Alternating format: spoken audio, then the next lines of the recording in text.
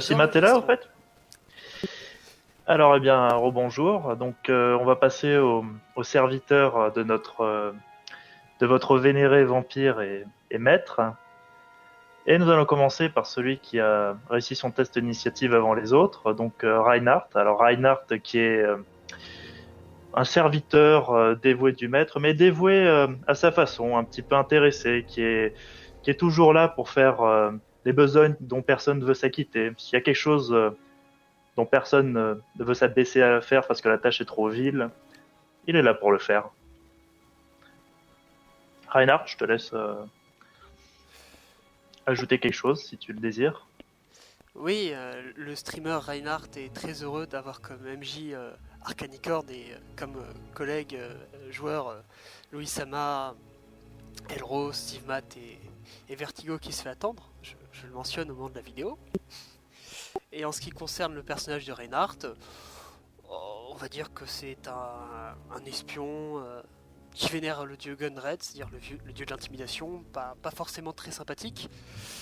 Et physiquement, il est décrit sur la fiche, vous pouvez le constater, 1m70, taille normale, assez lourd, des traits assez grossiers sans pour autant être immonde, et il est extrêmement cruel.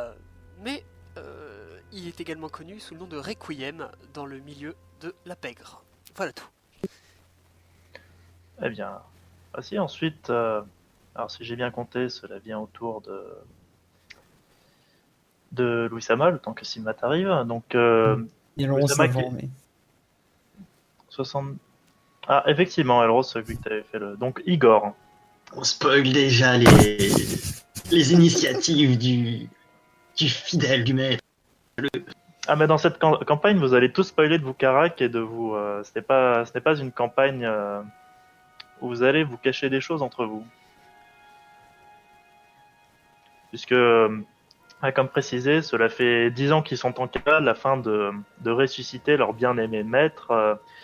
Et cela n'aurait sans doute pas été possible sans Igor, alors l'un des serviteurs. Enfin, je ne sais pas un peu si on peut parler de dévotion à ce niveau-là, c'est de la béatitude. C'est lui qui a pris soin de la carcasse, des tissus mortifiés de leur maître. Et oui, Igor est laid, Igor est très laid, Igor est bossu. Mais cela donne certains. Cela peut porter chance, à ce qu'il paraît. Igor, je te laisse. Le maître est beau, le maître est grand. Igor aime le maître. Bon, voilà, je ne sais pas s'il y a grand chose à rajouter pour ton personnage, mais après, hein, tu peux dire un petit peu ce que tu fais, parce qu'il paraît que tu as des compétences de médecine, d'embaumage, que c'est un petit peu toi qui as chapeauté l'architecture du rituel pour amener votre maître. Hein. Ah, la bidoche crevée, c'est mon truc, ça. Bon, pas autant que Louis Sama, mais moi j'aime bien mettre des trucs dans des bocaux, c'est chouette. Le formol, c'est la vie. Exactement. Alors, nous parlions du personnage de Louis Sama, Lisbeth. Alors, Lisbeth, qui est la plus jeune du groupe, il me semble, nécromancienne, qui a été recueillie par votre maître Gunther peu de temps après cette nuit tragique où il a tout perdu. Et c'est toi qui vas accomplir ce fameux rituel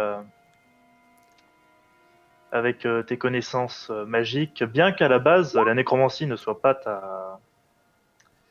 ta formation initiale, vu que tu étais une sorcière d'améthyste à la base. yep. Est-ce que tu as quelque chose à rajouter Concernant les joueurs, avec Elros, avec Igor, on prévoit plus tard de créer un laboratoire pour faire des expérimentations sur des corps.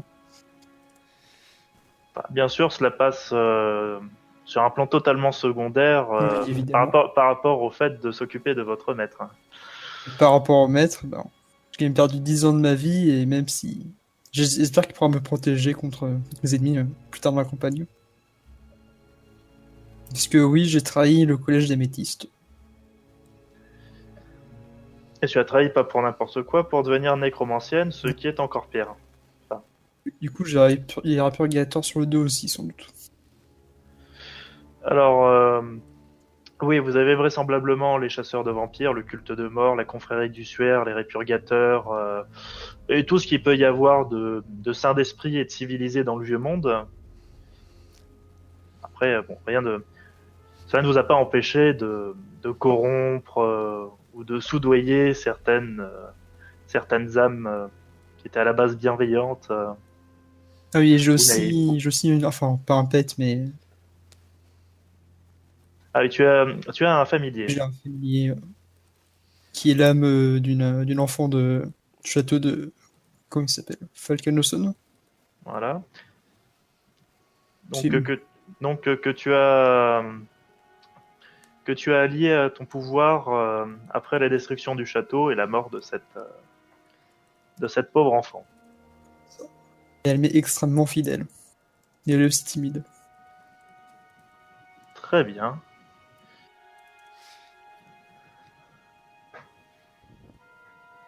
Et, euh, et ensuite, bien, nous avons celui qui vous a protégé pendant toutes ces années. Bon,